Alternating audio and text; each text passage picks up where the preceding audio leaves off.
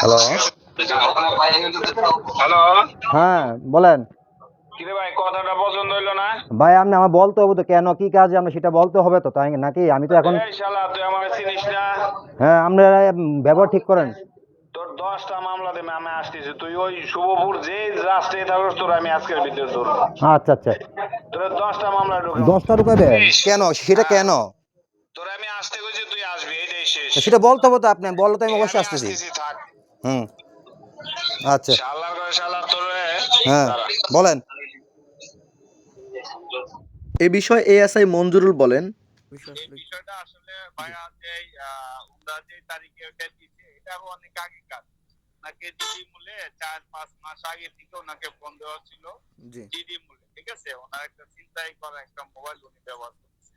জি তো ওই আপনাদের সাংবাদিক ভাইরা, গণমাধ্যমের লোকরা থানায় আসছিল। জি ওসি স্যারের কাছে জিডির কপি, সিডিআর এর কপি সব খুলে নিয়ে গেছে। তো আমরা বলছি যে আসলে এটা হওয়া, ঠিক আছে? আচ্ছা, একটা বিষয় আমি আপনার কাছে জানতে চাই, সেটা হচ্ছে একজন পুলিশ কি কাউকে সরাসরি এভাবে হুমকি দিতে পারে যে আপনার আমার আপনাকে? কথা শুনেন, জি। আমি আপনার সাথে ভাই ফোনে কথা বলতে চাই। আপনার যদি কিছু জানা থাকে, ওসি স্যারের কাছে আইসে, ঠিক আমার আছে? আমার প্রশ্ন ওইটা না ভাইজান, আমার প্রশ্ন হচ্ছে একজন প্রশাসনের ওইটা কর্মকর্তা, ওইটা তিনি কি? ওইটা ওইটা আপনি আমার ওসি স্যারের কাছে জিজ্ঞেস করেন ভাই।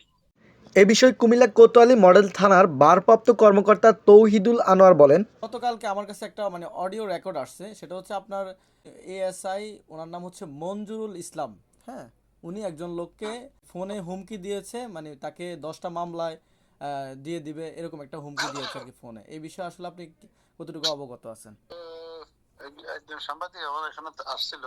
আচ্ছা আচ্ছা। এটা near about 3 or 4 months ago, হ্যাঁ? জি জি এটা জি এখানে একটা জিডি মূলে একটা মোবাইল হারানো গেছে। জি তার ওই মোবাইলটা সে ইউজ করতেছিল।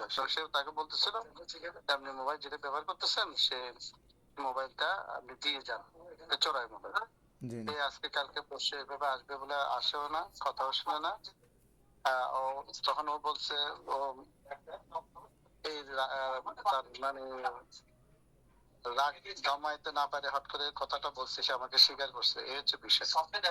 এটা বলাটা ঠিক হয়নি, এই হচ্ছে কথা।